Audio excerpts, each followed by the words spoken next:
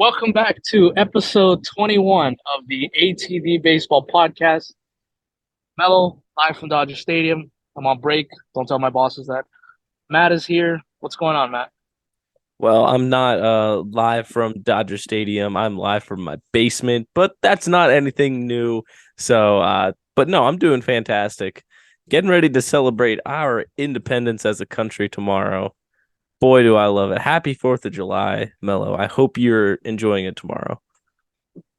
Yeah, I mean, I'll be here working, but I get paid double tomorrow, so There I'm you more go. than happy to spend my 4th of July here. I mean, what's better than going to a baseball game and 4th of July? There's nothing better. Yeah, I got to say, make sure you grab yourself a hot dog tomorrow, a Dodger dog. Yes, not an Angel dog. Don't get that crap if you're at Angel Stadium tomorrow. Or I don't even Yeah, know if they're home, to be honest with D-backs dog. you. We didn't even try that now that I think about it.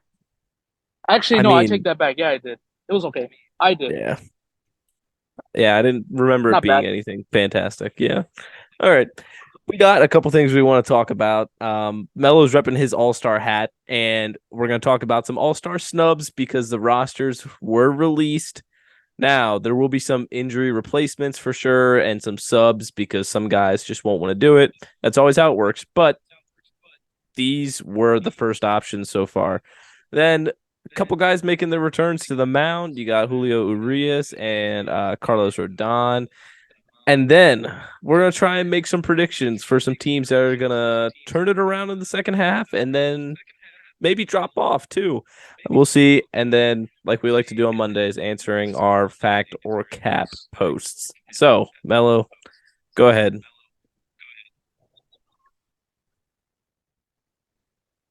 Um, well, before we start, I can't believe how quick the season is going. After Sunday, the first half of the season's done. It's crazy. It's going by quick, and I don't like it. This is too fast for me.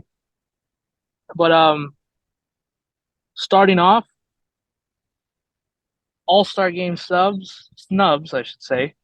Um, I've heard a lot of bitching and moaning that Tatis should be on this team. I, I guess. I mean, see, I'm in the middle with that one because that was like the number one thing that I heard over the weekend that Tatis should be on this team. I agree, yes and no. I wonder if any of his past has anything to do with putting him on this team. I wonder. Because because if you go look at his stats, he's not playing terrible. I think he has like 15 or 17 home runs or something. He's batting over 270. I know that. I don't know why they didn't put him on the All Star team, but I think it's going to be one of those things like you just mentioned earlier where people are not going to go. They're going to be injuries. They're going to need replacements. I think Tatis will find his way on this team, but eh, I don't know. I don't know. I think the team has something to do with it too. Listen, Soto didn't get in either. At least, actually, did he? I think he did. Actually. He might have. Oh, okay. Well, he did get in, Okay. but I don't know. What do you think, Matt? You probably have more snubs other than Tatis. Uh, Tatis comes to mind, that's for sure. Josh Naylor as well for the Guardians is a name that you think of, and he's been having a fantastic season. And I wouldn't say nobody's talking about it, but it's not somebody who's getting brought up a lot this season. There's another one that I'm thinking of. Oh, Wander Franco. Yeah, that was Not another big one. yeah. Another one too, and I understand that there are probably better relievers and better closers. Why the hell isn't Evan Phillips on this damn All Star team? What does he have to do? Listen, he's been the only good thing to happen to this Dodger bullpen this year, and then doesn't even get recognized. He's clearly the closer for this team, and if you go look at it, he's probably one of the best relievers, maybe in the National League. I don't know. Yeah. I was close to having to come on here and having a massive fit of why Nick Castellanos isn't an all-star, but thank goodness he made the team as he should have, rightfully so. Um, let's be real here though. Bryce Harper didn't really have any legit reason why he should be on the team. No offense, Bryce, or debate or competing up against your guy JD Martinez for the starting job. Like he did not deserve that at all. He's been all right this season. Has not hit for power like at all this season so far. So a little confused about that. You know, other than Franco and Tatis and Josh Naylor were like my biggest snubs in my opinion. You got any ones you want to add yet, or you feel pretty good about the teams? Yeah, other than that, I feel pretty good about the teams. I think this is the most we've had first time All Stars in MLB history. I think I saw something like that Mm, over the weekend, which is all right, that's cool. I like when especially the younger guys get into these things because I understand like you go to the All Star game so many times, and let's be real. I mean, the game doesn't mean anything. We're not playing for World Series home advantage anymore. It's just like, all right. I mean, hey, I wouldn't be opposed to them bringing that back. I was okay with it, to be honest with you. as the National Eh, League team that hasn't won I the All Star know, I game know, I in know. 50,000 years. Yeah, I know, and it's like, well, have some of the guys in the locker room. I'm like, we're not playing in October anyway, so it's like, why should we help the Braves or why should we help the Dodgers get home field? It's like, I don't know, because you're National League pride. We don't do that anymore. But I don't know. It still definitely is the best All Star game out of any of the major sports. Like basketball's a joke. The Pro Bowl, I know they're trying to change that into something else, They but took it it's still out a joke. Well, yeah, and it's like just a skills competition now. Like they have their little like weekend or football. stuff that they do. Yeah, but it's not actual football anymore. Which if you're not playing football, like we don't watch the NFL for skills competitions, we watch it for football. But anyway, NBA obviously, like I said, that's a joke. NHL, I will admit I don't. I'm not an NHL guy at all. Mello, is the NHL All Stars game good? Before it wasn't because it was just literally 10 guys on the ice who weren't even trying, and the goalies were literally going to let everything in. But they have gotten better. They changed it to 3-on-3, and they have like a tournament within the divisions. So four divisions, you have two games each, and then a championship. So and they're playing for charity. So it's like it is fun. It is getting old though, but Mm, yeah, MLB and two MLB is the one All Star game where you have to try 100%. You know, it'll be a joke if you have the pitches or just lobbing 50, 60 mile an hour pitches in there, and then yeah, we have a bunch of runs that are on the board, but there's no competitiveness in that at all. So the no. baseball is the one All Star game where you have to try one, maybe not 100%, but you do have to show up at least and play 90% hard. Yeah, and you look at like the NBA where it doesn't seem like guys take pride in it anymore necessarily, but like MLB, No, guys are out there getting fired up. I know he's sort of a joke around MLB circles right now, but Alek Manoah, like last year, you saw him getting fired up on the mound. He was mic'd up, obviously. We love all that great content. But then also, like you look at the home run derby too. I'm glad that they have that because it does give you more of a lighter side to it, like a part where the guys can just screw around, like just hitting home runs is just batting practice for them to a degree. It's a little different. I understand that, but it's a lighter side to it and it's fun and they're competing for their own money at that point too. So, it's fun and we weren't planning to talk about the home run derby participants, but Adley announced that he's going to compete today. I got to say I like that. A little bit unexpected, but I'm a fan. I am too, and I just want to know: is he going to switch off every other round? Because he is a switch hitter. Yeah. What's he going to do? Yeah, it's interesting. I honestly don't know. I'm not an Orioles fan, as you probably guys probably know, but I don't know which side he is natural, so to say, or better at. Because a lot of guys have a side they probably prefer to hit with, or they're better at power hitting with. So I don't know if that's his left or right. Honestly, no idea. So, but it's going to be good to see him. Glad that he's competing. Uh, I will say I'm not a fan of Pete Alonso competing again. Like I'm sort of over him competing in the home run derby, but that's just me. I'm with you too. Okay. I'm with you too. When they said Pete Alonso was gonna do it again, I'm like, all right, like this is getting old now. It's like, listen, man, you brought out all the antics last year and then you got knocked out in like the first round or something. If you would have won last year after all those antics, you are the home run derby king right now. All right. There's you can do whatever you want. I don't care. But you got knocked out and then you come back again this year. This is gonna be at least 4 years in a row for him that he's been competing in it. To me, it's like, come on, get some new people in, which they have. They've gotten some new people in. Melo's still upset that Mookie's participating this year, not last year, but we don't have to get him You fired want up about that. you want to talk about a middle finger to Melo? That's probably one of the biggest middle fingers I could ever receive. Well, we All Star will. game hasn't happened in 40 years at Dodger Stadium, and then he doesn't want to do it. But then the following year, when it's in Seattle, which by the way, they've had the All Star game in this century before. Let's not forget they've had it before. But what are you gonna do? I mean, it's fine as long as I get the real prize in October. All will be forgiven. There you go, and we'll take Melo back to somewhere that he's feeling a little bit better about because his guy Julio Urias is going to be coming back this Oh, week, the I one. believe. Oh, actually, he got lit up over the weekend. Oh, really? Yeah, he pitched on Saturday, and it was not good. He gave up 5 earned runs. He did settle down, and a lot of those base hits were kind of like little bloopers and cheap hits. But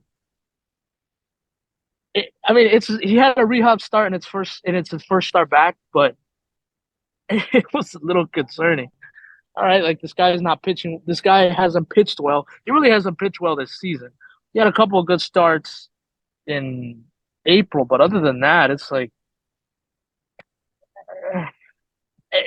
I heard a tweet somebody say today. It's like it's getting to the point where who's going to sign this guy at the end of the season if he continues to keep this up? Take the qualifying offer for the Dodgers for 1 year, come back next year, and then do it all over again. But I think he'll be fine. First start back, brush it off. Yes, it is. Is it against the worst team in the American League? I understand that, but what are you gonna do? I think he'll be okay though.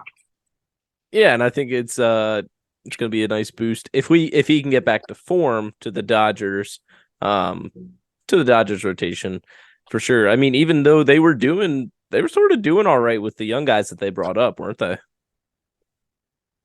They were, and um, yeah, and some of them deserve to stay on this team. But obviously, somebody. I mean, it sucks because we have injuries other places, and Kershaw might be on the IL again for the first time this year. But Michael Grove hasn't pitched well this year, and he's probably pitching tonight. And I am not looking forward to that. He hasn't looked good in the starts he's been up in the big league. Kershaw legit has a chance to win the Cy Young this year, which is absolutely Absolutely. insane. It's crazy that people were saying he's going to sign like a very small deal. Maybe he'll go to Texas. No, he comes back. He's an all-star. I personally think he'll start the all-star game. Personally, I believe Mm. so. I think that Rob Thompson will pick him over Spencer Strider. That's my opinion, but I don't know. That's just my guess off of the Phillies manager. I don't know, but I think he deserves it too. And then in the East, I wish we could have Kyle on, but we didn't. We have Mello today to talk about Rodon making his first pitch in the regular season as a Yankee after signing a huge contract with the Yankees in the offseason. Obviously, this is going to be a big boost to the Yankees, even though their main man, Aaron Judge, record breaking Aaron Judge, the captain, all that jazz. Yeah, he's still out, thanks to Melo's fence out there in right field. But Yes. Carlos Rodon, I think, is going to be a big boost if he can be in the form that he was last year and, the year before that as well. But seeing as he's had injury concerns, is this going to be, lefty throwing, throws a pitch and he tweaks his back and then he's out for another 2 weeks? It sort of feels a little bit hesitant. It's going to be all sitting on the edge of your seat, not for a good reason. Whenever he takes a mound this week, I think it's the 7th, I believe he's making his start. Okay. Yeah, and listen, I'm gonna be preaching to the choir to Yankee fans again, but if there's any hope to turn this season around, and Yankee fans, and I understand the expectations are different with other teams. Last time I checked, I think they're still like the second or third wild card team. So it's like Yankee fans make it seem like the sky is falling. You're still on a playoff spot. Like I understand the team is underperforming and they haven't looked good, and there's been a lot of injuries, but to the point I'm trying to make, if there's any hope to listen, the Rays are just so damn good at this point. I think I came on here a couple weeks ago and said division, you're out of it now. But if there's any chance to at least make a run here and feel good about something, Rodon has to come in and start producing good right away. Because if you do that, you have that 1-2 punch with Cole and Rodon, and that's a pretty good starting two. I would if let's see how Rodon comes back. I would love to have Rodon and Cole in a playoff series, games 1 and 2. 100%. And you throw in guys like Nestor Cortez, who hasn't pitched well this season. We didn't even mention Domingo Armand, who threw a perfect game just last week. Now, the reason we didn't bring him up is because he's very inconsistent. He just had like 2 bad starts before he threw his perfect game. So listen, we're not trying to cut him short, but he hasn't been very consistent in his career. Nestor, like I said, not doing fantastic. Kyle could talk about Clark Schmidt all day, whether it's good or bad, depending on the start, because he hasn't been fantastically consistent as well either. But it's definitely going to be a boost for the Yankees and help them in their push to stay in the wild card. Like you said, they're not in a bad spot, but Yankees fans were just expecting to run away with the division this year as well, and that's not going to be the case. But now this should be interesting. I am curious who you want to pick. We're gonna limit it to one team, and we can have some honorable mentions here. But one team that we think can turn it around in the second half of the season, as I believe we are officially halfway through, or very close to halfway through the season, and then one team who we are afraid is not going to be as good as they were in the first half. Melo, you can give me them both right now, or you can give me one of them. Go ahead, though. So this is really, really tough for me because, and by the way, I'm going to start with who I think is not going to be good in the second half. Not like I think they're going to drop off. I hate to do this, and I know I'm probably going to get a lot of shit for this. I think you know where I'm going with this. Cincinnati Reds. Oh, I understand they're in a weak division. Yeah, hey, see, I understand they're in a weak division, but a lot of those rookies are playing out of their mind, man. And it's good. I want to make that clear. I'm happy for Cincinnati. They deserve it.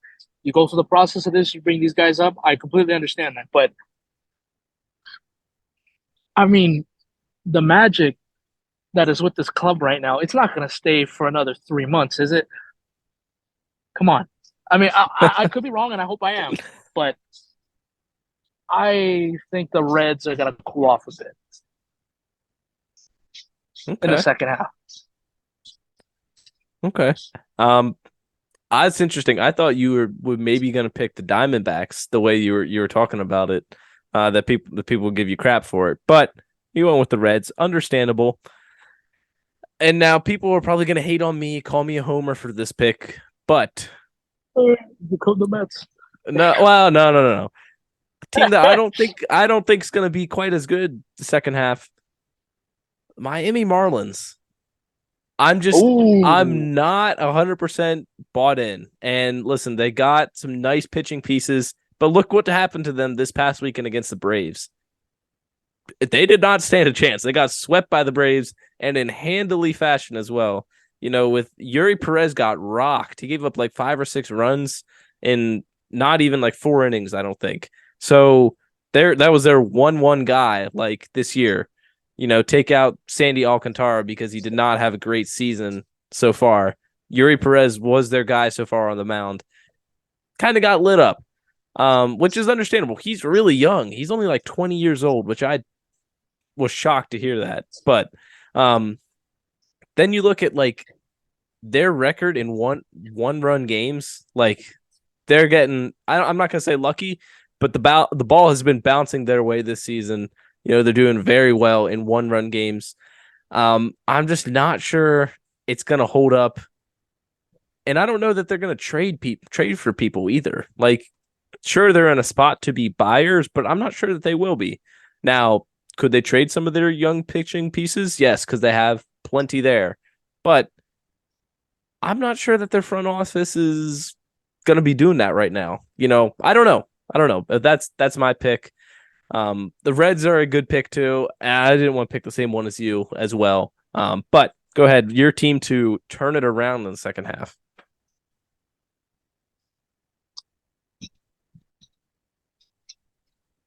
Um, I don't know if this is going to be your pick or not, but I get first cracks at it. Give me your team, the Philadelphia Phillies. I'm, I'm. Listen, I know they got off to a rough start, and I understand that obviously they didn't come out the gates the way they wanted to. But I think I've been watching them the last couple weeks. I can see it, and then especially since you're saying the Marlins are not going to be that good in the second half, here come the Phillies. Okay, I will take it. I'm not going to complain about it one bit. I'm not going to debate you. It actually wasn't my pick, but I definitely like it would be a good pick for me to consider. But I'm going to go with the Cleveland Guardians.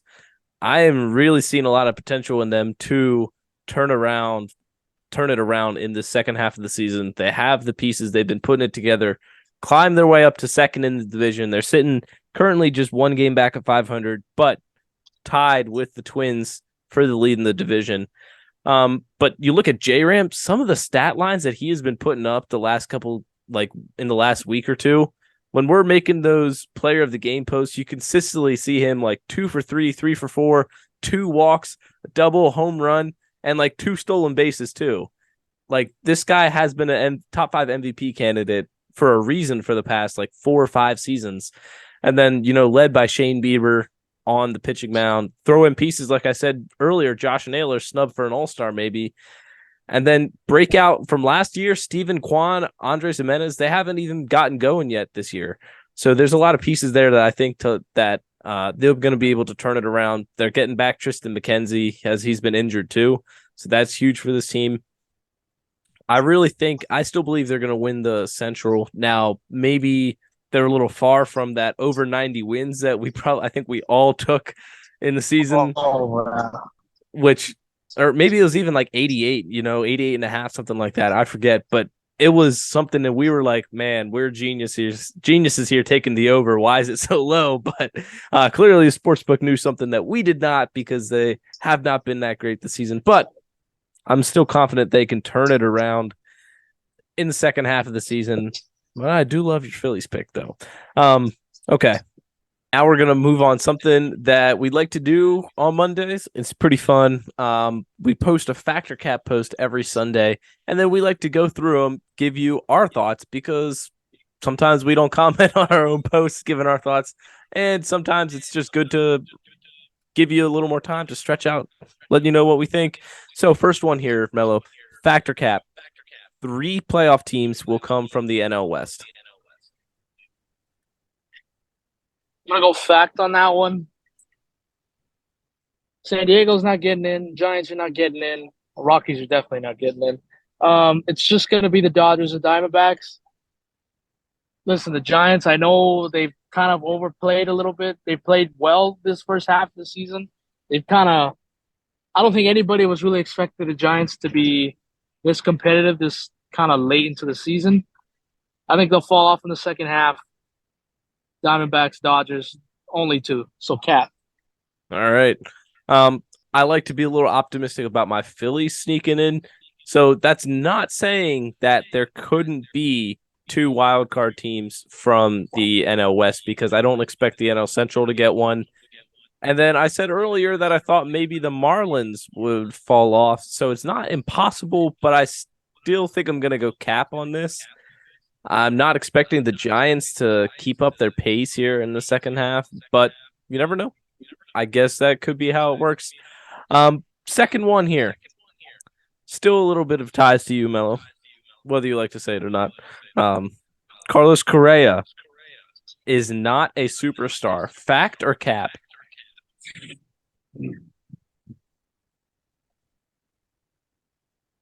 I know people are gonna say, "Oh, well, you're a Dodger fan. Of course, you don't think he's a superstar." I'm gonna go. Well, however, I'm gonna go with Cap. He's not a superstar. He's just a very, very good player. He's like the line below it. When he was in Houston, I can argue he was a superstar. I don't know what happened when he came to Minnesota, and maybe he'll turn it around, and next year he'll be a superstar. Right now, I'm gonna go Cap. I think he's just a tier below that, not by much. I'd have to agree with that, and I think part of it is his hitting this season hasn't been there. Um, and like you said, when he was in Houston, you could definitely say he was a superstar, especially during the peak of his powers there. Obviously, he's never won an MVP, but that platinum glove, and he had some. I would have to guess he had some top five MVP seasons. I don't know without looking that up off the top of my head, but I'm gonna go fact here. Carlos Correa is not a superstar right now. He's just not quite on that level. All right, last one, and this one's in my division. Factor cap. The Braves are the biggest lock to win their division right now. If you didn't know what a lock means, it's a guarantee. Matt, I hate to do it to you, but that is 100% fact. They're probably the hottest team in the sport right now. They've won 8 in a row. They destroyed the Marlins over the weekend. They're just a machine, man. There's not many holes with the Braves team. And unfortunately, some of these teams are going to have to go through them in October. But fact, this is they're a lock to win their division. No offense taken. The Braves are a wagon right now, and they are the biggest lock to win their division, I believe. The Phillies at this point, they aren't chasing the division. They're chasing a wild card spot. And that's kind of been their plan from the start of the season. They didn't get off to a hot start, and now they're just going to be chasing a wild card for the rest of the season. And right now they're chasing the Marlins even. So it's a little tough that you're behind the team that you were penciling in to be fourth place in the division. But whatever. But yeah, it's a fact. They are. They're the biggest lock. Rays would be close, but the Orioles have been great this season too. So other ones aren't necessarily close. Like I don't think the AL West is done. I'm not saying that the Rangers won't win, but I don't think they're a lock.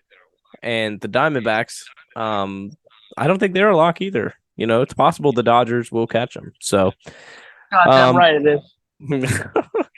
I think that's probably pretty much it. Mello, what kind of closing thoughts you got for us? Fire me up for 4th of July tomorrow.